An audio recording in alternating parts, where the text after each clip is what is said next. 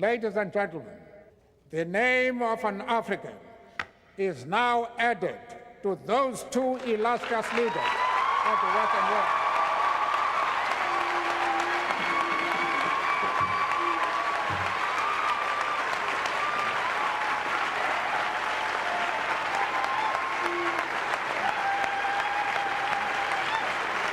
Thank you. I have said before that one of the striking features of modern times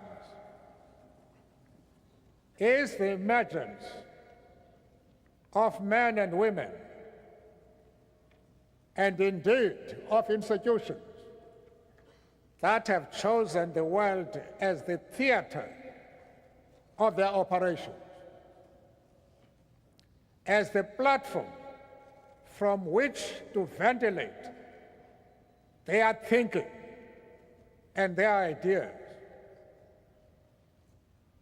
Few people will deny that the University of Harvard is one of those institutions that have chosen the entire world in order to bring strength and hope to those who otherwise would have had no future at all.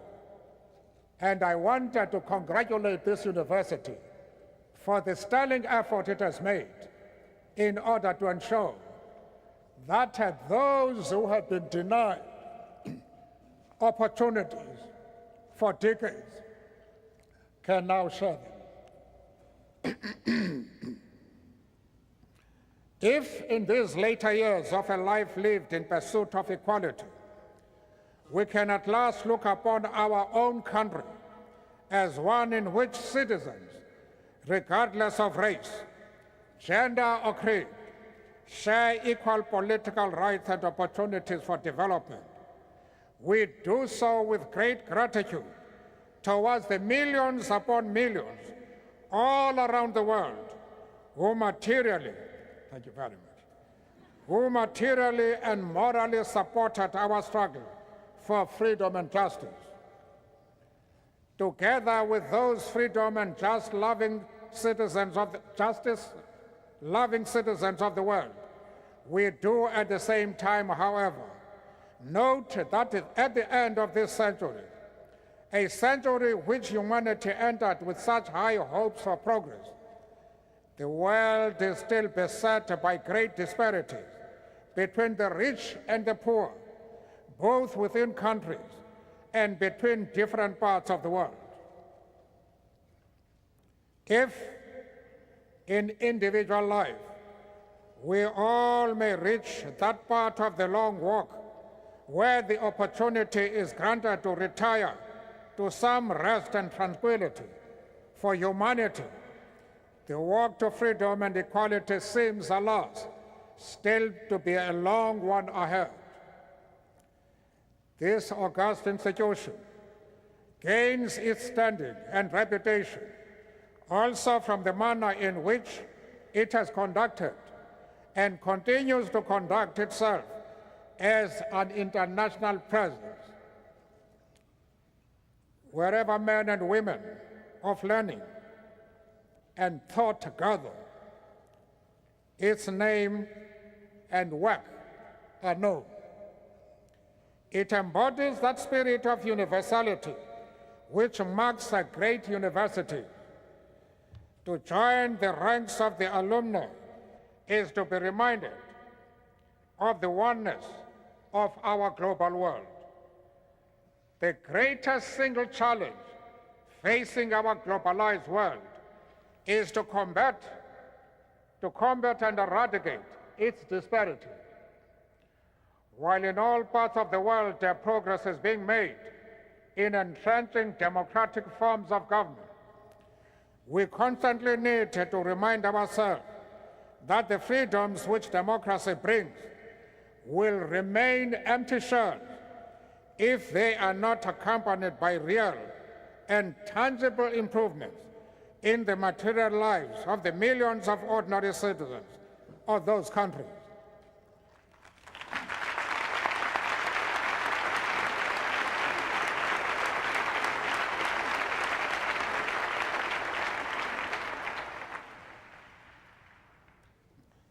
where men and women and children go burdened with hunger, suffering from preventable diseases,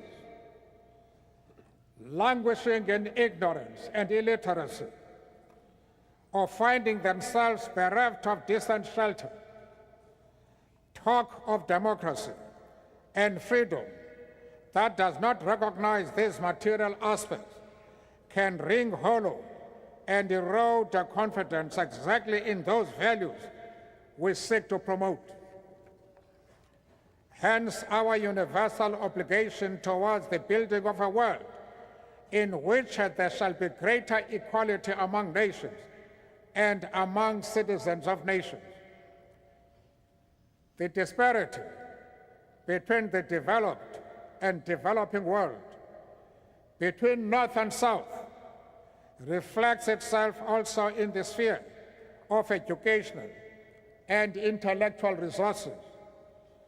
When in Africa we speak and dream of and work for a rebirth of that continent as a full participant in the affairs of the world in the next century, we are deeply conscious of how dependent that is on the mobilization and strengthening of the continent's resources of learning. The current world financial crisis also starkly reminds us that many of the concepts that guided our sense of how the world and its affairs are best ordered have suddenly been shown to be wanting. They are seen to have hidden real structural defects in the world economic system.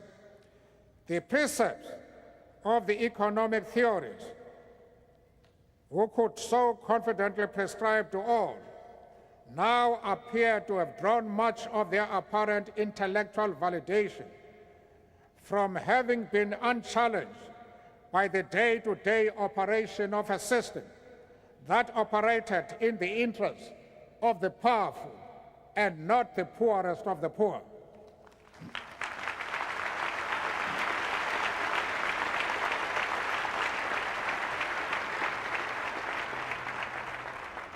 Not only does this crisis call for fundamental rethinking and reconceptualization on the part of the theorists of the North, it more particularly and urgently emphasizes the need for thinkers and intellectuals of the developing world to sharpen their skills and analysis, and for a genuine partnership between those of the North and the South in helping shape a world order that answers to the shared and common needs of all the people, and not just the rich.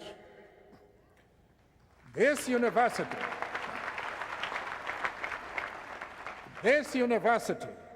already has had a long partnership of learning and teaching with the South African people. There are many names that one could mention of persons now holding office in government or institutions of civil society who spent a time at Harvard or benefited from programs conducted jointly with this institution. For that, our fledgling democracy, faced with an enormous task of reconstruction and development, owes your institution a great debt of gratitude. As South Africans play their role in helping to conceptualize and give content to the African Renaissance, we continue to draw upon the intellectual skills nurtured and honed here. The United States of America and democratic South Africa have, in the course of these last 4 years, built a relationship of mutual respect and cooperation. Each country, respecting the sovereignty of the other while cooperating as partners. As part of this relationship, the scholars who had the benefit of studying here returned better equipped to deal with the local challenges and problems as Africans.